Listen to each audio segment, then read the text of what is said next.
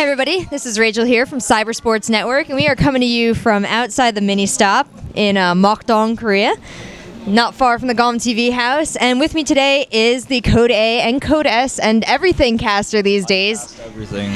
This is Wolf, guys. Would you like to introduce yourself? Yeah, sure. I'm Wolf. I'm a player, caster, commentator, everythinger for FXO. I help manage the team. I coach the team. I cast their events.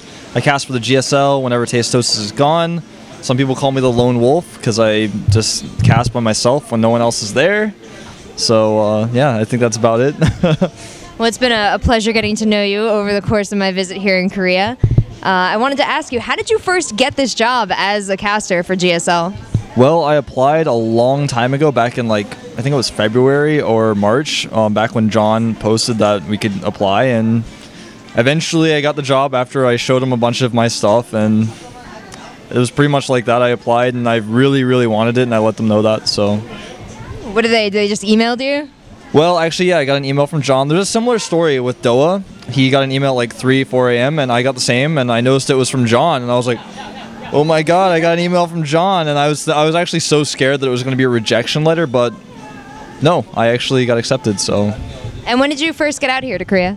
It was about a month ago, May 20th or so. I got here, so I've been there for about a month. And you've been living in the GOM TV guest house? Yes, it's actually a great place to live. So if you're a foreign player, I definitely recommend coming out here to live here.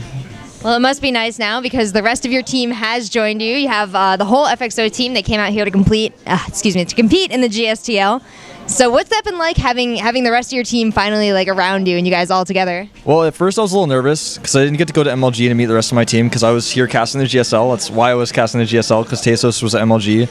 But eventually I really liked having them around because when they got here I got to know them really fast, and I actually really enjoy having them around. It's great to have other people to talk to about StarCraft. Before, there weren't that many people at the GOM house. There was Karn. Karn's awesome, but, you know, it's good to have more people around.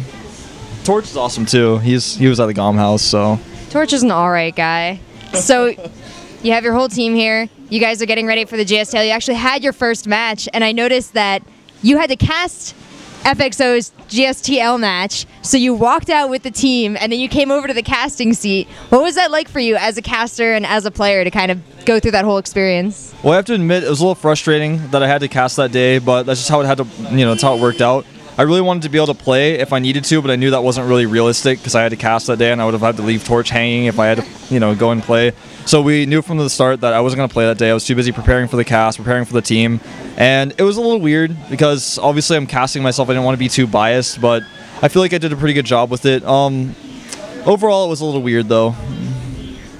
I understand. Yeah, it was kind of awkward. You would dart over to the bench, and you were a manager, as you said, and a coach also, so you had to dispense the advice and sort of make some decisions while figuring out what was going on with the casting. So you've been casting, you've been training with your team. What else have you been doing here in Korea? Not too much else. I mean, I've been practicing, training with the team, coaching the team. I've been counting a lot of other foreign teams and trying to build esports a little bit because the foreign scene right now I think is kind of small. And I'm trying to get those smaller, down-to-earth teams, those really, really tiny teams that don't have that many sponsors. People ask me all the time for advice, and I tell them, you need to do this, to improve your team, get those sponsors, get attention, because if you don't do these things, then no one will ever notice you. I'm trying to help those newer foreign teams grow. I noticed you guys have been streaming a lot. It's kind of weird to walk into the living room in the middle of the day or the middle of the night and find whatever you're doing being broadcasted. But what has your part been in streaming from the house? I actually haven't done that much, apart from sometimes get embarrassed on stream when I realize that whatever I'm saying is on stream. I'll say something bad about someone and I'll be like, oh, is that on stream? And then I hope that no one heard me. Otherwise, I don't know, I just kind of help everyone manage who's streaming at what time. Otherwise, I don't really do too much with the stream. So you mentioned you had to send kind of a resume over to GOM before they selected you to as a caster. What did you do before you were a caster for GSL?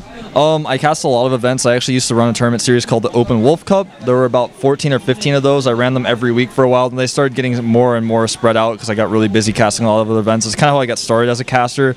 It's a more complicated story than that, but I started doing those, and I cast TL Opens and just a bunch of other small events. I like to cast those small events that people were like, we need someone to cover this, and I was like, I'll do it because no one else is, and so I just did that kind of stuff. So how long do you think you'll be here in Korea? Do you have any plans? Are you going to be the permanent GSL caster maybe? I have plans to be the permanent GSL caster. I have no plans on leaving, so I'll be here for a while. No return flight? I have a return flight, but I don't think I'm going to use it. And have to ask you, it's well known that you're a big fan of the ladies here in Korea. Have you had any luck with the women? Not really yet, unfortunately, but I'm working on it. Well, I wish you all the best with that. He's a lovely gentleman, ladies, so get on that while he's still the lone wolf. So we want to follow you. Where can we keep up with you? All your adventures, your lady adventures and your casting adventures and your playing adventures? You can follow me at Twitter, on Twitter at FXO Wolf. So that's about it. I mean, you can message me on TL at just Wolf or something like that. If you want to message me there, you can follow that, I guess. I don't really have a YouTube channel. I really like to do live stuff, so I don't really keep VODs or anything like that. Any final shout-outs? I want to shout out to FXO, Razor. I want to shout out to Josh, the manager of FXO. He really helped me out. Also, shout outs to GSL, because without them, I wouldn't really be here, so to speak. So not only thanks to just the production team at the GSL, but GOM TV in general, Gretec, for running such an awesome tournament organization.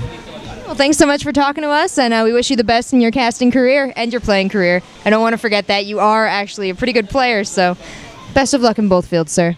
Thank you.